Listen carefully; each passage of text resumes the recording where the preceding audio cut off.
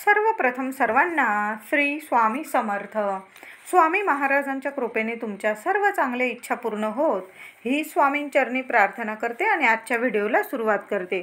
तर गणेश चतुर्थी 2024 आजपासून म्हणजे 7 सप्टेंबरपासून शनिवार रोजी आपला गणेश उत्सव सुरू झालेला आहे. हा सण आपल्या सर्वांचाच लाडका सण आहे. आपल्या लाडक्या बाप्पाचा हा आनंद उत्सव आहे.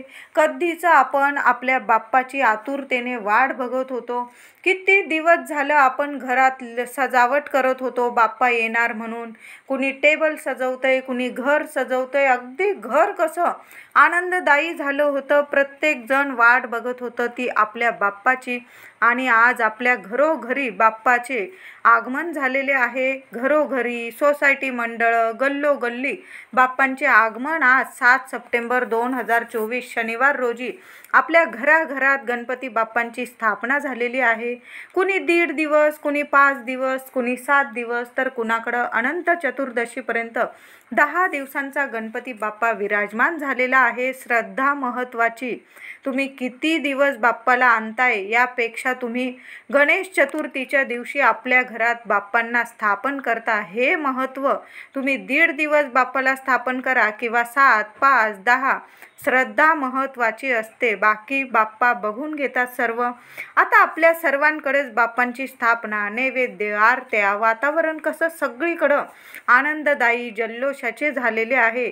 बाहेर पण वातावरण इतकं आनंददायी आणि घरात सुद्धा जिकडं पाहावं तिकडं आरतीचा आवाज येत राहतो. टाळ वाजवण्याचा आवाज येत असतो. इतकं प्रसन्न वाटतं मनाला.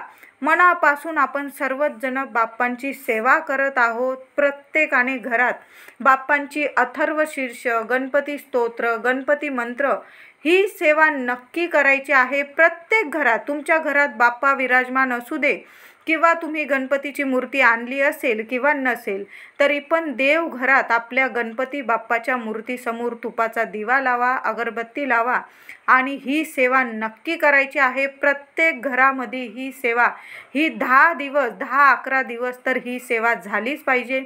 मी तर म्हणेल कायम ही सेवा करा. पण ह्या 10-11 दिवसात ही जर सेवा केली तर खूप फळ देऊन जाईल.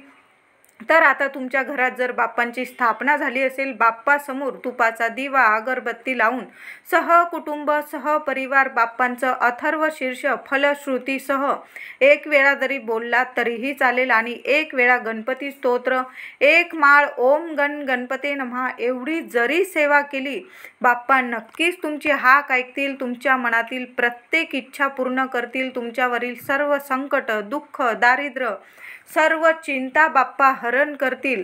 बघा इतका छान, ही इतकी सुंदर सेवा आहे बाप्पाची. बाप्पाची आवडती सेवा आहे.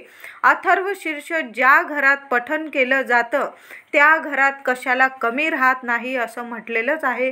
म्हणून या 10-11 दिवसात बाप्पांची ही सेवा नक्की करा.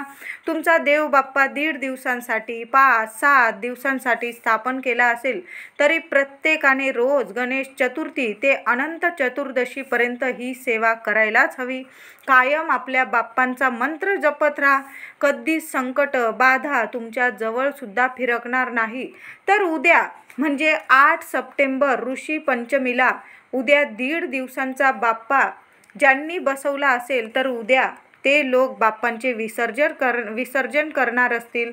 तर 5 दिवसांचा गणपती 11 सप्टेंबर रोजी, 7 दिवसांचे गणपती 13 सप्टेंबर रोजी विसर्जन करणार आहोत आपण. तर 10 दिवसांचे गणपती अनंत चतुर्दशीला विसर्जन होणार आहे. तर गणपती विसर्जनाच्या दिवशी तुम्ही 1.5 दिवसाचं विसर्जन करा, 5, 7, 11, 10, 11 विसर्जनाच्या दिवशी गुपचूप बाप्पांजवळ आपल्याला थोडासा भात ठेवायचा आहे. खूप छान सेवा म्हटली ही तरीही चालेल. बाप्पांची खूप छान प्रभावी सेवा आहे. थोडासा भात आपल्याला गुपचूप बाप्पांजवळ ठेवायचा आहे. कितीही संकटात असाल, त्रासात असाल, चिंतेत असाल, बाप्पा मार्ग नक्कीच काढतील. जगातलं कितीही मोठं संकट असू दे, बाप्पा मार्ग काढतील आणि बाप्पा विसर्जनाआधीच तुमचे सर्व संकट बाप्पा नक्कीच दूर करतील. तर काय करायचं, तुमच्या बाप्पांचे ज्या दिवशी विसर्जन असेल त्या दिवशी म्हणजे 1.5 दिवस असेल, 5, 7, 10 तर सकाळी लवकर उठायचे, ब्रह्ममुहूर्तावर उठला तर अतिशय उत्तम. आंघोळ झाल्यानंतर बाप्पांची छान पूजा करायची आहे विधिवत. बाप्पांना गंध, हळदी, कुंकू, अक्षता वाहून फुलांचा हार, 21 दुर्वांची जुडी कधी पण अशीच व्हायची नाही. दुर्वांच्या जुडीला कधी पण हळदी कुंकू लावायचं, बाप्पांच्या चरणी हळदी कुंकू व्हायचं, स्वतःच्या कपाळी हळदी कुंकू लावायचं आणि मग बाप्पांच्या चरणी ती 21 दुर्वांची जुडी व्हायची असते. कधी पण, आत्ताच नाही, गणपतीतच नाही, तर तुम्ही संकष्ट चतुर्थी करता, अंगारकी करता, विनायक चतुर्थी, महिन्यातून 2 चतुर्थी येतात, त्या दिवशी तरी आपण बाप्पांना 21 दुर्वा हळदी कुंकू वाहून बाप्पाला अर्पण केल्या तर बाप्पा आपल्याला भरभरून देतात, कसलीच कमी राहू देत नाही, कधी संकट आपल्यापर्यंत येऊ देत नाही. तर बाप्पांना या दिवशी 21 दुर्वा अर्पण करा, जास्वंदाचं लाल फूल अर्पण करा, कापसाचे वस्त्र अर्पण करा, नैवेद्य, आरती, अगदी विधिवत आपल्याला बाप्पांची सेवा पूजा करायची आहे. आणि विसर्जनाच्या वेळी थोडा वेळ आधी थोडासा मऊसूद भात शिजवून घ्यायचा आहे. अगदी मऊ भात शिजवून घ्यायचा आहे, तो थंड करून घ्यायचा आहे आणि थंड झाल्यावर त्या भातावर तुम्हाला दूध किंवा दही टाकून घ्यायचं आहे आणि चमचाभर साखर टाकायची आहे. हा गोड भात तयार करून घ्यायचा आहे आणि एखाद्या वाटीत किंवा तुमच्याकडं पत्रावळीची खोलगट वाटी असेल तुमच्याकडं, ती घेतली तरीही चालेल आणि त्यात तो गोड भात ठेवून घ्यायचा आहे. विसर्जनाच्या आधी बाप्पांच्या चरणाजवळ तो गोड भात ठेवायचा आहे. विसर्जनाच्या वेळी देखील बाप्पाला फुलं व्हायचे, हळदी कुंकू अक्षता वाहून धूप दीप ओवाळून विसर्जनाच्या आधी आरती नक्की करायची. मोदक लाडू तुम्ही जो नैवेद्य विसर्जनाच्या वेळी केलेला असेल बाप्पांसाठी तो नैवेद्य दाखवायचा आहे, सर्वांना प्रसाद वाटायचा आणि बाप्पांच्या चरणी आपल्याला प्रार्थना करायची आहे. बाप्पा, आम्ही सहकुटुंब सहपरिवार तुमची आमच्या घरात स्थापना करून आज विसर्जन करत आहोत. आमच्याकडून, आमच्या परिवाराकडून, माझ्या कुटुंबाकडून काही चूकभूल झाली असेल बाप्पा तर क्षमा करा, क्षमा करा, क्षमा करा असं 3 वेळा बोलायचं. आमची जेवढी तोडकी मोडकी सेवा बाप्पा कबूल करून घ्या. वर्षभर बाप्पा तुमची अखंड कृपा आमच्यावर, आमच्या कुटुंबावर, आमच्या मुलाबाळांवर नेहमी राहू द्या आणि पुढील वर्षी ह्याच आनंदाने उत्साहाने आमच्या घरी लवकर या बाप्पा, लवकर या अशी प्रार्थना घरातील प्रत्येक व्यक्तीने विसर्जनाच्या वेळी करायची आहे. आणि बाप्पांच्या कानात, आता घरातील मुख्य स्त्री असेल, हा उपाय नक्की करा. मुख्य स्त्री असेल बाप्पांच्या कानात, घरातील मुख्य स्त्रीने हे 2 शब्द बोलायचे आहे. बाप्पाला तुमची आधी इच्छा सांगायची आणि बाप्पांच्या उजव्या कानात विसर्जनाच्या दिवशी तुम्हाला हे 2 शब्द बोलायचे आहेत. तर काय बोलायचं, तुमची आधी इच्छा सांगून घ्यायची आणि गौरी पुत्र श्री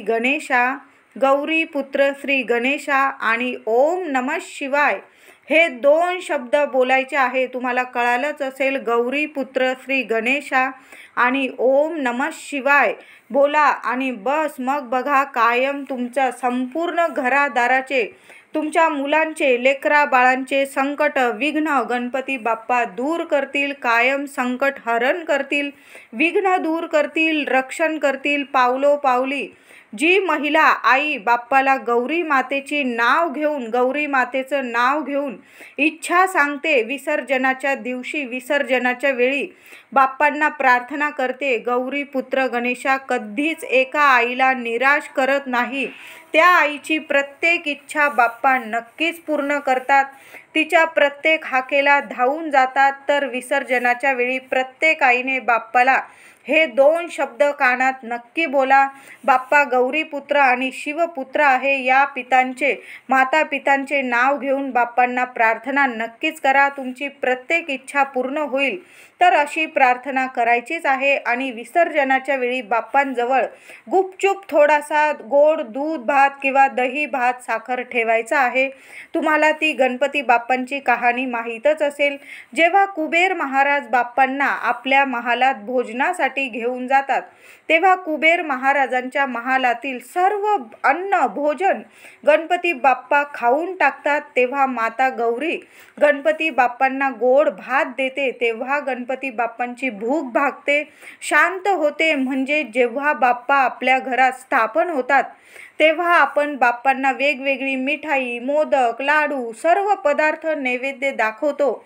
पण जी व्यक्ती विसर्जनाच्या वेळी बाप्पांना गोड भाताचा नैवेद्य दाखवून बाप्पांचं विसर्जन करते, तो नैवेद्य विसर्जनाच्या वेळी बाप्पांसोबत पाटावर बाप्पाजवळ गुपचूप ठेवून देते. त्या व्यक्तीवर बाप्पांची खूप अतिशय बाप्पांची कृपा राहते. बाप्पा खूप प्रसन्न होतात, त्यांच्या सर्व इच्छा पूर्ण करतात. तर तुमच्या गणपती बाप्पांचे विसर्जन करतेवेळी बाप्पांना गोड भाताचा नैवेद्य दाखवून तो गोड भात बाप्पांना विसर्जनात बरोबर द्या. त्याच असे म्हटलेले आहे, बाप्पांना गौरी मातेकडे पोहोचायला थोडासा वेळ झाला तरी बाप्पा आपण दिलेला गोड भाताचा नैवेद्य ग्रहण करतात, खातात. बाप्पांना भूक कधीच सहन होत नाही, म्हणून बाप्पांना विसर्जनाच्या वेळी थोडासा गोड भाताचा नैवेद्य जरूर द्या. गौरी मातेच्या लाडक्या बाळाला आपण आपल्या घरात स्थापन करतो, बाप्पाजवळ प्रार्थना करतो, बाप्पांची पूजा करतो. आपल्यावरील संकटे, दुःख, दारिद्र्य दूर करण्याची प्रार्थना आपण बाप्पाकडे करतो आणि बाप्पा आपल्याला चारी हातांनी भरभरून देतात. आपल्यावरील संकट दूर करतात, आपल्या सर्व इच्छा पूर्ण करतात. आपल्यावरील, आपल्या घरावरील सर्व विघ्न दूर करतात व आनंद, सुख, शांती, समृद्धी, समाधान, आरोग्य, ऐश्वर बाप्पांच्या कृपेने आपल्याला प्राप्त होतं. बाप्पा या 10 दिवसात प्रत्येक भक्तांची मनोकामना पूर्ण करतात, कुणालाच खाली हात ठेवत नाही. मग गणपती बाप्पांचे विसर्जन करताना बाप्पांना आपण खाली हात पाठवू नये. गोड भात ज्याने बाप्पांना संतुष्ट, शांत, प्रसन्न होतात. गोड भातानेच बाप्पा संतुष्ट, शांत आणि प्रसन्न होतात.